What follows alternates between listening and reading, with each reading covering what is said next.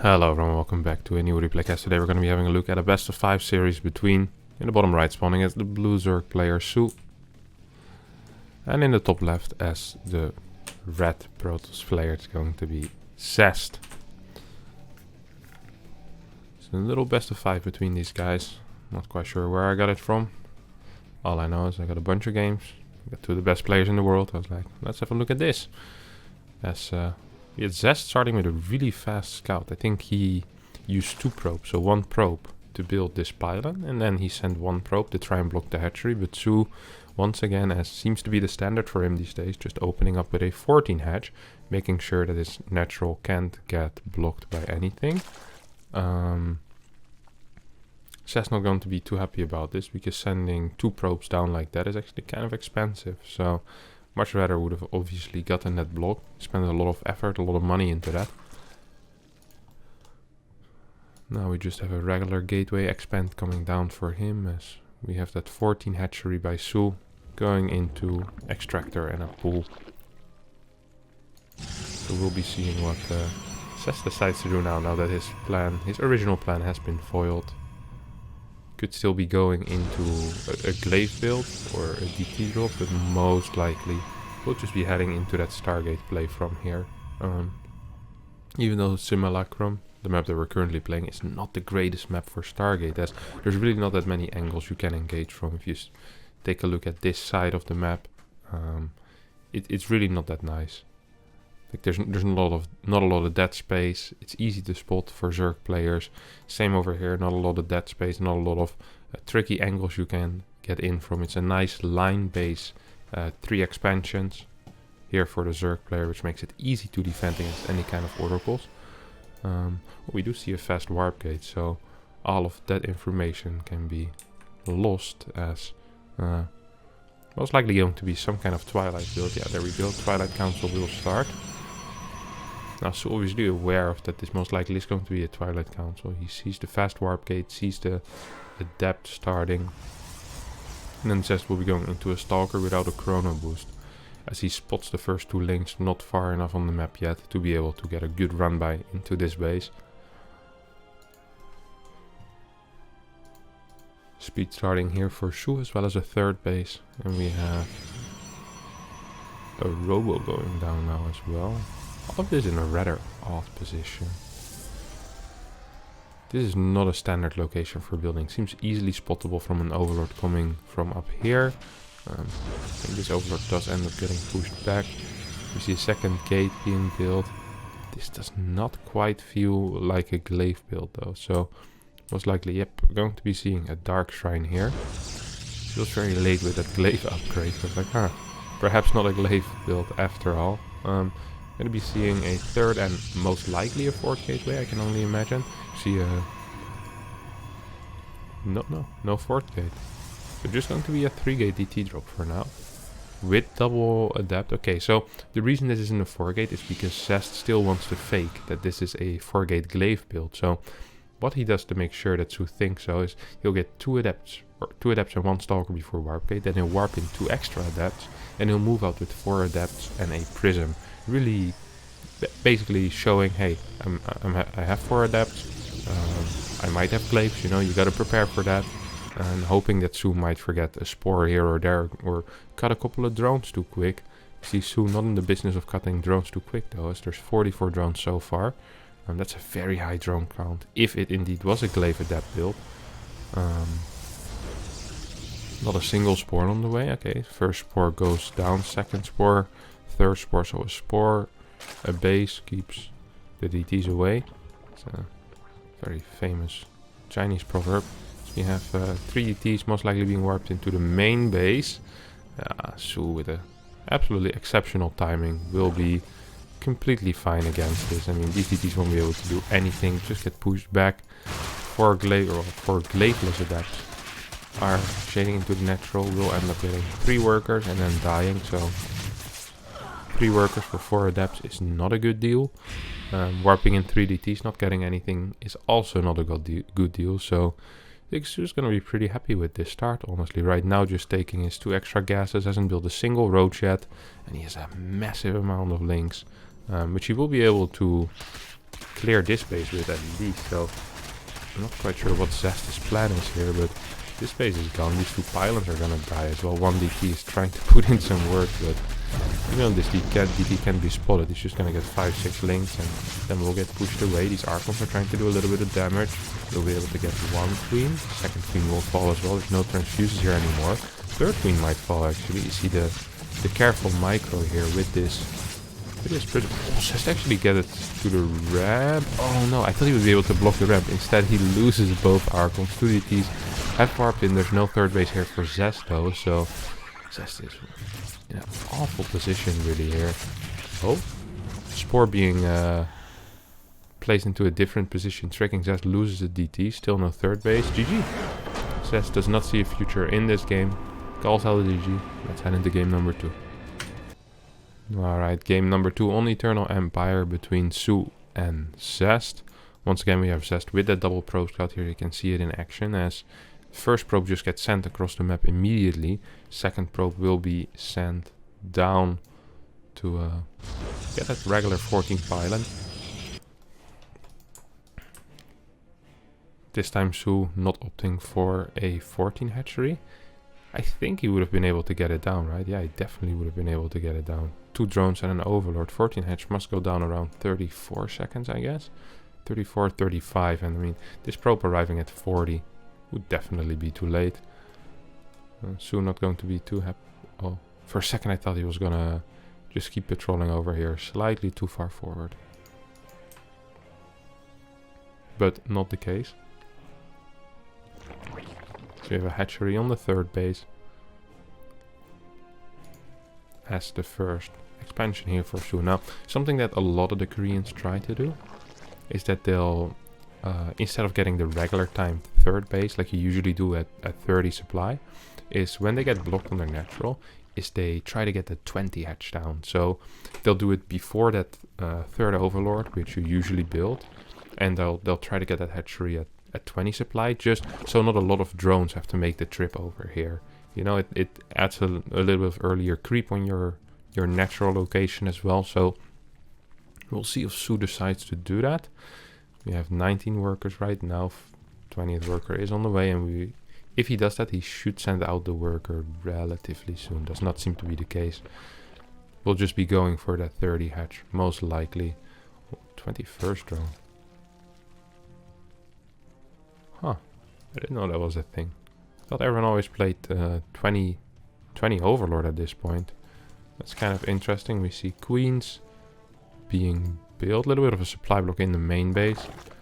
A small desync with the hatchery timing as well. Here comes the overlord at 27. I think might be walking into a slight supply block when you play like this, but we'll see. Adept warp gate being started here for Zest once again. Going for that Twilight Council. There we go. Puts it down. Did get the block off this time, so Glaive Adept going to be a little more viable. And something that SoO definitely needs to keep in mind.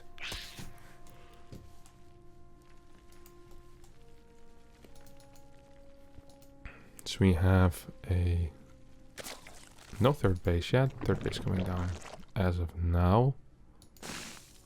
Injects coming down, not a single creep tumor being planted. Sometimes you see a tumor first on the natural location, not this time though. Adept trying to make its way into the main base to just spot for any additional tech. It's the most important thing that Zest wants to do with this Adept. Damage is not even really on his list, like, at all. Like, the only thing is he wants to see the amount of gas being mined and perhaps try to spot for a baneling nest or you know, a roach warren, something like that. See if he's gonna get all in. These are the only things that really matter with this Adept. Anything else is irrelevant. You want to keep it alive and you want to get some info. Because the moment you start bleeding out Adepts earlier on, the build becomes weaker and weaker. It really packs a good punch because you're careful with your unitry. You hit with those 8 Adepts, then with those 12. Sometimes you go up to 16. You want to conserve them as much as possible. So we do have the 4-gate glaive build here. As the prism went down at 39 supply. So it's I don't want to say greedy, but it's a more economic focused build. Sometimes you'll see people cut at 37 supply to get that prism down. Then you might be able to warp in 4 or 5 seconds faster. But we'll see what timing Zest manages to hit on Eternal Empire here with that double probe scout, of course. So I think with 39 supply, usually the best timings you can hit are like 426, 427. Let's see what he is going to be able to do. Prism seems to be kind of fast. Observer on the way. I think he's going to be able to hit a pretty nice timing. We have third gas on the way already, and an extra pylon being constructed as well.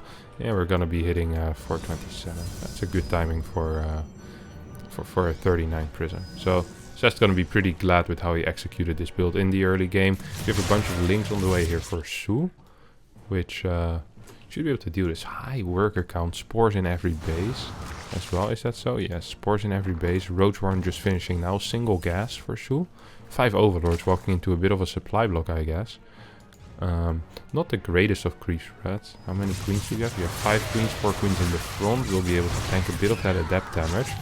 Is there enough links there? I'm not quite sure. Oh, Zest cancels. I definitely thought he would finish the fight against these lone links. Now big surround here coming out of SoO.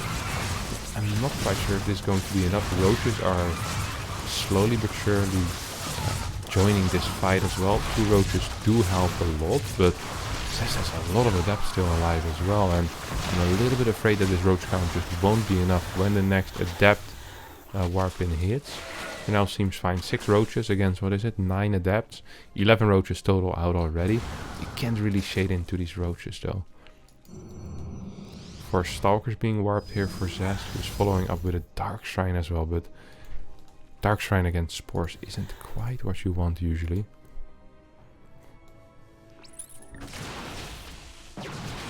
You have Overlord being taken down. He could take this out as well. Decides not to. Big mistake. Overlord right next to it as well. Takes the watchtower. We'll be able to take out this Overlord too. So we have a dark shrine on the way for Zest. We have a single observer moving out. Really just trying to make sure that nothing is coming his way, just keeping vision of this general ramp. Recall on the stalkers a bit odd, but that's okay. Here we have the 4 DTs. We'll be moving towards that spore, I guess. Wait, there's no spore here anymore? Spore change location. Oh no, SoO. Really? Is this how you're gonna die? Oh. SoO desperately trying to get that spore up. How many transfuses are ready? There's none. No transfuses available here. Spore dies. 5 drones have gone down already. Does he continue killing drones here? I think he has to run, yeah. Lair just finishing up is a little bit too painful. I mean, this was a good trade though here for Zest. This was the first time when something actually went well for him. I mean, his earlier glaive adepts didn't do too much, but now killing those 5 drones, killing a roach here and there, forcing out 2 panic overseers. I mean, that's all very nice if you ask me. So we have these 2 Archons now going in. There's still 9 adepts remaining, plus 1, as well as Blink on the way, 3 gates being added, so we might see a follow-up push here coming out of Zest. Spire on the way here for SoO. This is something we don't see very often, because it's really quite common for the Protoss player to go into those Blink Stalkers, and with the way that you that the game works, if you're getting glaive adapted, is that usually your money isn't that high that you can't really easily go into, let's say, a high drone count Muralist. This is going to be a rather low drone count Muralist, and it's going to hit rather late, so it's going to be 7 or 8 Muras. It's not going to be the 15 Muras. It's not going to be some mass Mura majority of the time. It's just a single burst of Muras initially. You're gonna get like between 7 and 11 Muras perhaps. You try to do some harassment with it, and then you just go into Roach, Ling, Ravager, Bane. It confuses me that we're seeing the +1 range upgrade rather than the melee. I've seen this before from SoO, and it is very uncommon to see, as most Zergs do prefer playing with the melee. I think the reason he does it is because he really likes to to have a +1 upgrade for defending any kind of push. So imagine if he would start with melee right now and he would be getting pushed by an army like this of a 4 gases. The +1 range would do way more than the melee would, because against a push like that, you just want a range upgrade. So I think he just starts with a range upgrade for his initial units being roaches, and then he goes into melee afterwards. I've seen him do this before, and I wouldn't be surprised if he does it again. And even though it's uncommon to do, that doesn't necessarily mean it's bad. It's just a different way of looking at things, and he's one of the best players, so it probably has quite some value. That's like I said, we now see that melee upgrade as he starts adding in more Banes and Banes. We have that first burst of Mutas I was talking about, the 9 Mutalisks making their way across the map. Is Zest ready for this? He has a cannon per base, so he is semi-ready for this. SoO somehow managing to find the only base without a cannon, or without any any defense whatsoever, really. Right now, SoO will be trying to get up a worker count up to, I think, at least 82, 83. As when you play Ravager, Ling, Bane, a lot of the time the goal isn't as much killing your opponent as it is surviving some kind of push later on. Because pushing with Ravager, Ling, Bane can be quite tricky. Now, of course, this usually counts for when there's oracles on the map. If there's no oracles on the map, it becomes a little easier because you don't have to worry about anti-air. But in general, still, Ravager Ling Bane is a mainly defensive composition where you want to get into Brute Lords very fast. So you want to get that higher worker count as well, so you can get those Brute Lords out. You can go up to those 10 gases.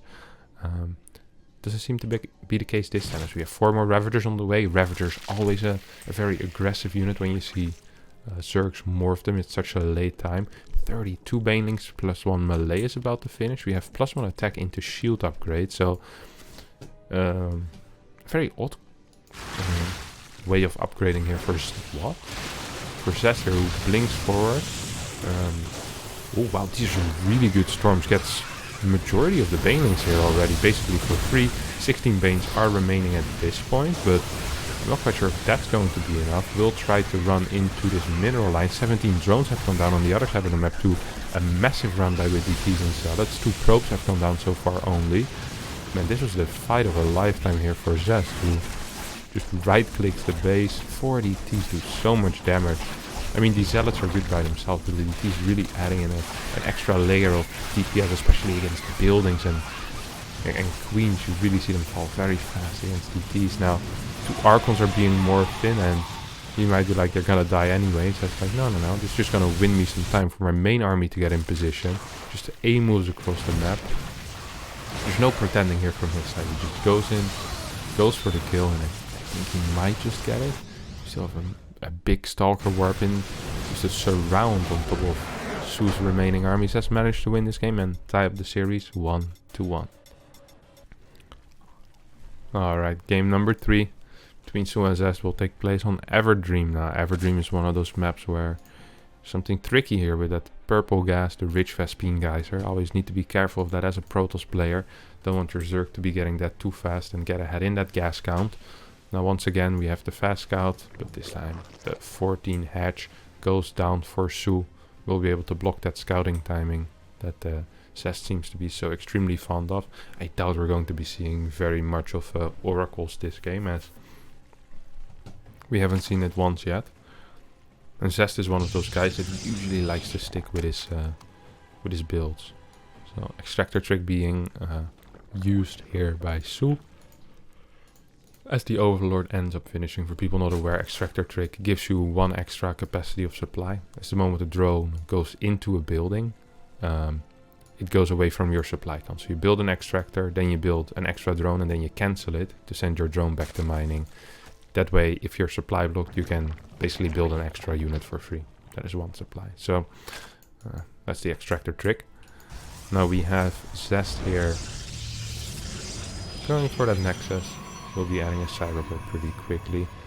Everdream has, not only does it have this nice purple gas for Zerg, for Protoss it has an area of attack which isn't really there on most other maps. There's an area here where if you attack into a 3rd base of a Zerg, imagine it being over here, you have really good force field angles. It's pretty difficult to flank as the flanking area is far away, so you can imagine 4 gas pushes being quite strong. Like even some kind of immortal in could be quite could be quite potent, but that's not what we're going to be seeing Zest do. I think immortal in's not in fashion anymore, at least not in Zest minds.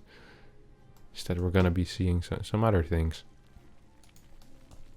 Most likely, once again, a Twilight Council, as we have that fast warp gate here starting up.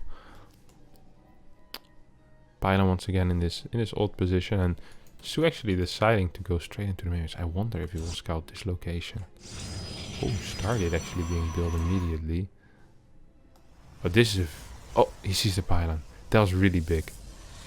But he's not actually gonna keep going. That's funny. I thought he was going to keep going to at least spot what structure it's going to be. So the goal here for Zest is to force a reaction similar to the Glaive Adept one. And the Glaive Adept reaction so far has been 5 queens, a drone cut at 42 and 3 spores at around 430 I believe, or 425. Now if you play Stargate like this, you save up 2 oracles, you should be able to hit before these spores go up in a base where the queens aren't, because queens are going to be pulled to the front in case of a Glaive Adept attack. So that's going to be usually the goal. I don't think he'll rally this straight across the map. If he does, I'm going to be a little bit disappointed and a little bit surprised, because then what is the point really of the trick? The point then seems that maybe you can do some damage in the main base where there's only going to be a single queen, because third base won't have any drones yet. Natural base is most likely going to have 2 queens, as we see second queen being built, or fourth queen being built already, sorry. So yeah, it's not going to be too useful to send it straight across the map majority of the time, especially if you're going to go into the third base. Might have these 2 drones mining, but 1 queen is going to be there. If SoO responds quickly, he can turn both of these drones into spores or into an extractor.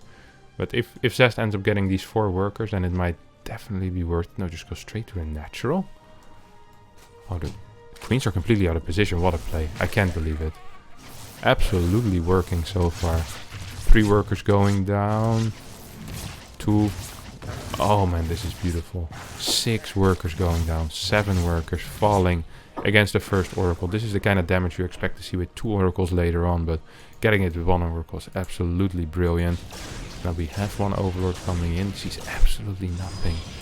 Zest is building placement, I think, was known to SoO, but SoO decides, I think your follow-up structures are going to be close to your mineral line. Was not the case. Second Stargate is being built in the main man. This is a beautiful opener for Zest, who gets so many worker kills. Big supply block for SoO as well. Has to build 6 overlords. Right now he only has 4, so he's more than doubling his overlord count in mere seconds. For Adepts coming in, of course, without Glaive, but still force out a couple of links. Will end up finishing that shade, which he sent back home. 14 drones on the way. Where's the spore going down in that natural base? Don't forget, 7 workers have gone down, and the earlier you kill workers, the better it is for the Protoss player, of course. Then we have Battery coming up on that 4th base. Zest knows he only has a single oracle. He doesn't want to rely too much on that. Wants his own units to be able to fight against higher link counts as well, so he doesn't constantly have to use that oracle beam. Which there's only limited energy there, of course. 5 Phoenix make their way across the map unspotted so far. With that Oracle chasing that little Link squad. We have Spire on the way here. That's going to be rather useless against these Phoenixes of Zest. Extra Queen being built the moment it gets spotted. First Overlord will go down. Second Overlord will go down. No dive into the drones yet. Where are the Queens moving? 1 Queen moving to the main base. 3 extra Queens coming in as well. No transfuses available here, so first Queen will fall. Second spore being added right now. No spores being added into the 3rd base or into the natural. No 4th base going down. Either Evo Chamber goes down. Spire still building. Very interesting to see what Spire is still building. We have only 6 Phoenixes. A lot of the time we'll see 8 Phoenixes, but Zest opting for less Phoenixes. So he's going to be happy with less damage as well, and he's just going to have a quicker transition behind it. We have Templar Archives, we got extra gateways, +1, as well as charge. And 5 Phoenixes still roaming around the map, seeing the complete lack of a 4th base at this point, just knowing that something is off. There needs to be something happening here. This is going to be Corruptors, I think, to start with. But after that, what's the plan here for SoO? So we see him going to melee upgrades, no fourth base. Fourth base at 7 minutes, that's so insanely late. I don't quite understand what he's going to be able to do with that. How many queens do we have? We have 7 queens, 6 queens. Over here, 1 queen in the main, yes. Double spore in the main as well. We have a baneling nest going down right now. No spire upgrades, 12, 11 roaches being produced, even though we have melee upgrades going down. Overseer will end up falling. These 7 corruptors are going to be largely useless, honestly, just good at defending, but it's pretty expensive to build this many corruptors just for defense. I'm not a big fan of this prism, but I don't think Zest is yet aware of these corruptors. Now, if this prism... Oh, maybe it will get a warp in. No, it's not gonna get a warp in. It's just gonna be used for harassment. I think this prism is gonna fall with both of these Archons in it. That's gonna be a very expensive loss here for Zest. 7 corruptors will most likely end up paying out. Here they come with their little engines thrusting forward. Oh. Corruptor show. Recall gets used. No, actually all the Archons make it out, so... Even the prism managed to make it out. 2 of the Phoenixes survive as well. So that was a pretty decent trade here for Zest, who now is like, alright, that was fun. But now it's time for me to push across the map. And let's see what does SoO actually have. He has 27 roaches, he has 12 banes on the way. And he has 7 corruptors, which could be used to target down the prism to try and deny some kind of reinforcement. But so far that doesn't seem to be quite the case yet, as we have Zest moving forward, trying to protect his prism at all costs. Of course, the moment he loses that prism, he's going to be in a little bit of trouble. SoO being very ballsy here, just moving forward with the banes, with the roaches, and this prism is in trouble, needs to keep dodging those corruptors really. One Immortal trying to put in some work against these roaches. SoO still moving around with the corruptors. Might go into one of... Oh, second prism gets... How the hell did he know? No. He doesn't care. He's just gonna go for either the Forge or the Nexus. Will go for the Nexus with his being spray. A couple of Stalkers could deny that. There's already 3 low Corruptors there. But Zest probably not too interested in that. As Zest like, alright, your Corruptors are there. That means I can keep pushing. That's exactly what he's gonna keep doing. A couple of Valves completely missing out. There's no upgrades on these roaches whatsoever. Archons being dropped on top. I'm not quite sure if this is going to end up working out for Zest. It's such a good start, but supply plummeting. A couple of balls go down on this prism as the prism falls as well. Warpin did finish, but I don't think this is going to be enough. GG gets called as Zest loses this game after really a very good position in the early game where he got so far ahead with that initial Oracle, but yeah, his follow-up not strong enough. Phoenix is not doing enough damage, and then his follow-up push perhaps a little bit too all-in, a little bit too focused on killing a guy who was really only on 74 workers, which is pretty low if you consider that Zest opened up with 6 Phoenixes. So let's hop into game number 4. Alright, game number 4 between SoO and Zest on Nightshade, which we're gonna be seeing no early scout for the first time here coming out of Zest. Let me see SoO opening up once again with that 14 hatch. Oh, this is gonna be beautiful. If Zest decides to not scout whatsoever, that would be a nice little start here for him. Gas first, we all know that that indicates indeed a no scout. You want to get that extra probe you have by not scouting mining gas as fast as possible in order to not oversaturate your main base. Now, hatchery going down at 14 supply, poor economy, but at least ensuring that you don't get blocked. But Zest had very different plans for this game, and yeah, should be completely fine here. I think should definitely be completely fine. Very nice opener here for him. So, of course, not the biggest of deals, but it's a nice little advantage that you get at the start of the game. You don't need to work for it, just by picking the right build order. Now, of course, if SoO had decided to 12 pull, Zest would have died. If SoO would have decided to just hatch first, at a regular 16 hatch, this would have been completely fine for him as well. So, yeah, this is the worst possible scenario here for SoO in the early game. Let's see what kind of impact it will have going into those later phases of the game. So we have once again that extractor going down. Now, if we think of a map like Nightshade, there's a couple of features that make it an interesting map. You have this big ramp going up into the natural. You have the rather short rush distance.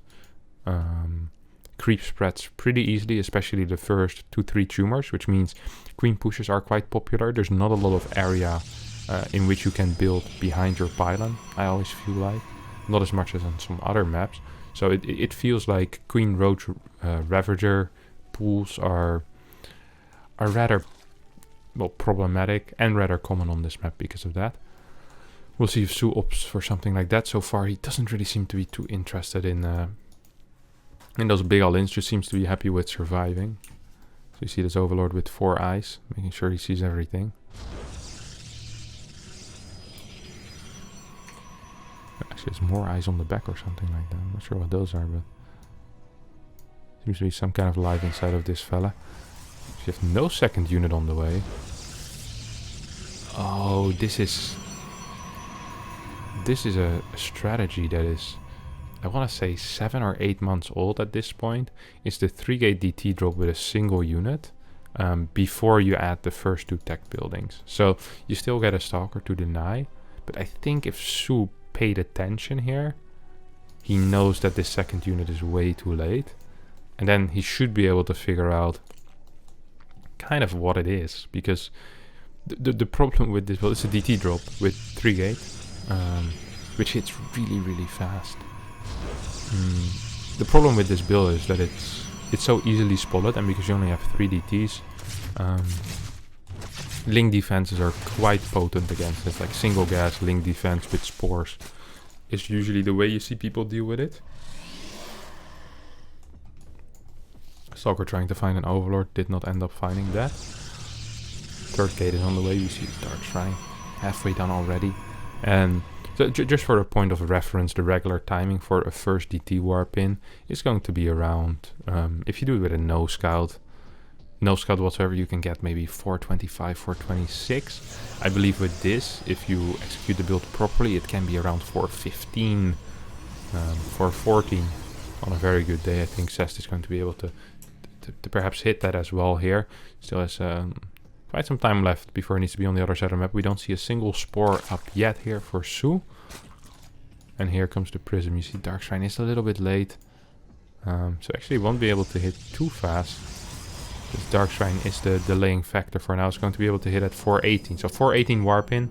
So it's about 7-8 seconds faster than you'd see with a regular 4-gate DT. And these 2 DTs, I'm not quite sure what they're doing, but they don't seem to be too interested in doing damage. We have 1 Archon on the way.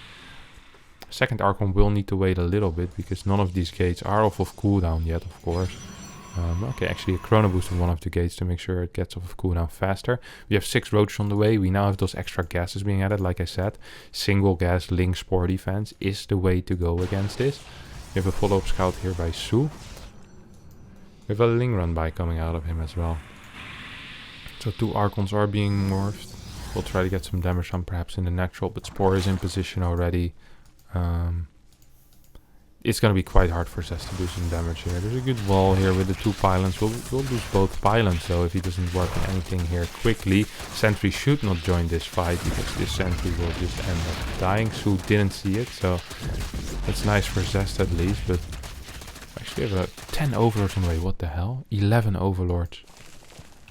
What is this? Man, SoO's been doing this a lot. Going from 8 Overlords straight up to 20 Overlords. That's absolutely insane. Look at the oversupply he currently has. 84 out of 150.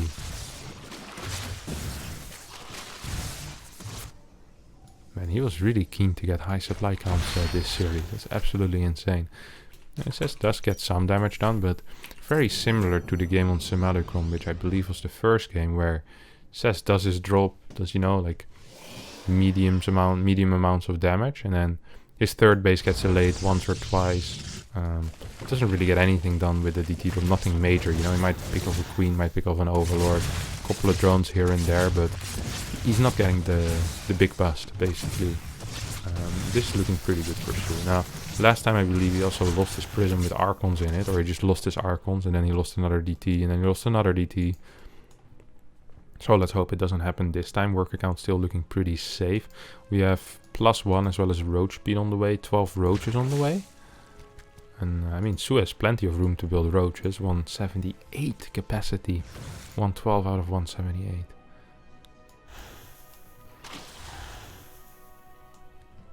Keeps building more and more roaches as tumors are being pushed forward as well. You have +1 and charge.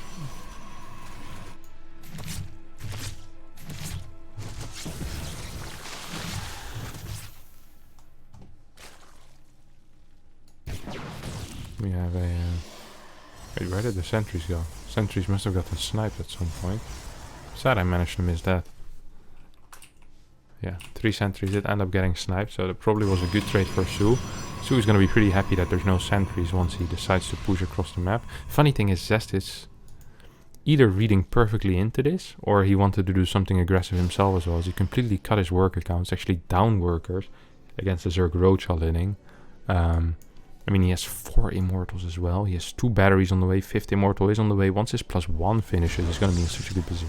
These batteries are in a terrible spot though. Should be way further back. Ding Run By is doing some damage here. I mean, if SoO tries to go up this ramp, that's going to be an absolute suicide mission. I can guarantee you that. Observer ends up dying, gets spotted by the Overseer. Biles take it out. I mean, this is 5 immortals with +1. And there's 2 batteries here. I see no way in hell that SoO is going to be able to break this. I mean, he just does not have the units here. I cannot imagine a way in which he wins here. And in that case, SoO will need to build more drones behind this. Zest moving a bit too far to the bottom will give SoO an actual good position here on top of the ramp. Some links getting in right now. This is a little bit scary all of a sudden. Zest did not do a good job defending the ramp here. 2 Archons still in that prism. Battery's not really reaching, just the side. Immortal's trying to put out some damage, but dying very rapidly. Man, SoO's doing so much damage here. I think he might actually be able to get him here. I can't believe it. This feels unreal with how Zest kind of gave away that ramp and SoO just marched up, or yeah, just got stuff done. Big trades here by SoO. Single immortal remaining. Is there a second immortal? Yes, there is. GG. What a series. SoO managed to win 3-1 against Zest, who I felt had amazing chances in that last game. Just managed to somehow give it away. Very, very odd series here. Short games, but SoO showing his dominance over Protoss players and Zest in particular. So, if you did enjoy this series, don't forget to subscribe to my YouTube channel. That helps me a lot. Don't forget to hit the like button. I'll see you all next time for a new video. Bye bye.